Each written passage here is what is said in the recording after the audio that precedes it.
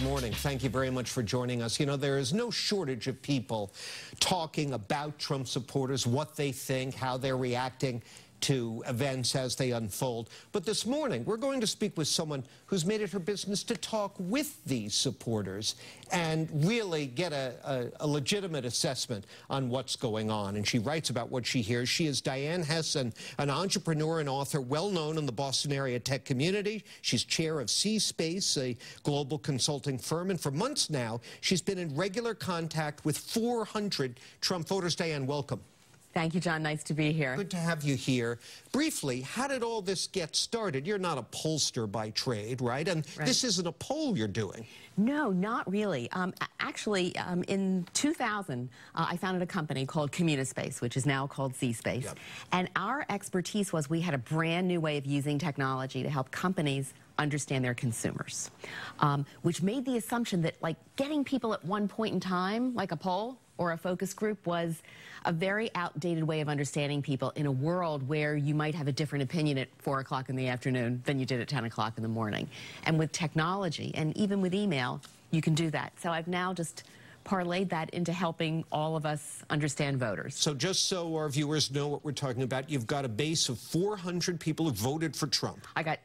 Well, now I have 200 who voted for Clinton. Oh, okay. And 200 who voted for Trump, because of course, if they ever agree on anything, that's news. That's significant. Yeah. Okay. And you reach out to them via email with questions. They respond via email. Correct. I did phone interviews in the beginning. Right. Sometimes I do connect with people, speak with them on the phone if there's something really important for me to understand that I can't get online. But for the most part, it's online. Well, we are in Boston, and we're an area where there are more Trump detractors than there are supporters. Right. People who don't like this president seem perpetually baffled by the loyalty of the core supporters. Can you explain it to them? Sure. So let me start by saying that, you know, what we do in Boston is we say, I don't understand Trump voters, and then we read Hillbilly Elegy, and we say, ah, now I get it. And the interesting thing, John, is, you know, I think we have this narrative that a Trump voter is some, you know, unemployed, overweight, white guy with a red cap living in the Midwest who's probably racist. And the reality is that there are Trump voters everywhere, including in Massachusetts, and they don't look, you know, or think like that. I mean, I think, let's talk about why people voted for Trump. There are two groups. The first group who voted for Trump basically just detested Hillary Clinton. So it was a negative vote. It was voting not for him, against. Okay. Against someone who they believe is corrupt. Okay. The second group are people who were, I mean, there are lots of people who, you know, were single-issue voters, et cetera, but a second large group are people who just said, I'm voting against taxes, you know, against higher taxes, against regulation that is onerous, against a health care plan that I believe is too expensive, and most importantly, against giving handouts to people who are not willing to work as hard as I do. And in return for all of that matters to me, I'm willing to take someone who is a little bit insane and undisciplined. Okay, that was election day. Here we are, months later, a lot of water under the bridge.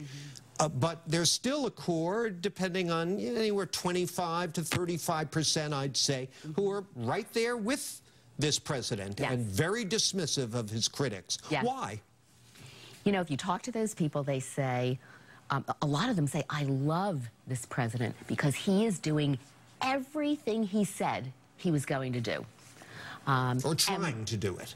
Or trying to do everything he said he was going to do. And if people would just leave him alone, as opposed to hitting him with so many issues that it's like him playing whack-a-mole all the time, he could be a really great president. This is how people feel. And again, it's not that they're ignoring all of the other issues, like a tweet that is over the top or whatever. It's just that they like his policies, and on top of that, they like his brand of what they perceive to be really clear, charismatic leadership.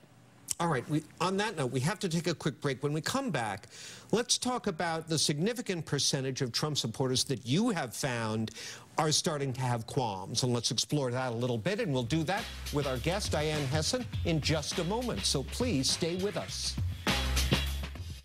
Welcome back. We're talking with Diane Hessan, a local tech executive and writer, thinker, and writing lately about what she's finding from being in constant communication with a core group of 400 voters, half Clinton voters, half Trump voters, and we're focusing on the Trump voters. Diane, you wrote recently in a piece in the Globe that 40% of your Trump supporters are telling you now they've grown unhappy with him. Why? What's bothering them? The big issue, I mean, you know, they're not all in the same place, but if I had to pick the biggest theme, it would be people don't like the sloppiness and the lack of discipline with which they believe he is running things. Is the tweeting part of that? The tweeting is part of it. Yeah. The legislation that seems kind of cobbled together with no real strategy is part of it.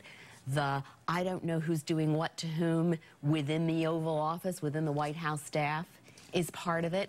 And I think even, you know, even people who are climate deniers will say things like, why would he pull out of the Paris Accords and be such a lousy global citizen? So I think there's a feeling of, you know, that he's just impetuous. Now, here's what's important. I have 400 voters in my sample. When I say to them, would you change your vote? So let's take the 200 Trump voters. Right. How many of them would change their vote? Or the 200 Clinton voters? Out of all the voters, only 2 would change their vote if they could live Election Day all over again, because of what they also voted against. Right. Right, we're so polarized, it's unthinkable that you would do that. In your most recent Globe piece about your research, you wrote, I thought this was very well written,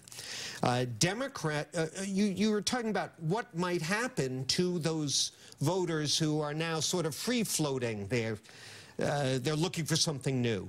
You write, Democrats could inspire them with a new path forward, a positive set of programs that addresses the pain that enabled Trump to win. Congressional Republicans could similarly attract them to a more rational and beneficial set of policies than Trump's obsession with walls and coal miners. You see any evidence of that happening in either party? You know, I don't see a lot of evidence of it happening, but I think of everything that I'm learning right now since I wrote that article, the most exciting thing is there is a very large group of people that I'm calling the new independents, who are not particularly happy with Trump, but don't feel that they have anywhere to go, because at the moment, they largely see the Democratic Party as a party with old faces and old ideas, and they're looking for, you know, innovative solutions from someone who is more moderate on either side, and that entire group is up for grabs. As you mentioned, you worked on the Clinton campaign. We're almost out of time here. But I wonder, they have been characterized as notoriously sort of not getting it. Do you think that's changed? Do you think people are seeing what you're seeing at the upper levels of the Democratic Party? The Democratic Party? You know, I hope so. I don't know, because I don't have a lot of big connections up to what's happening in the DNC.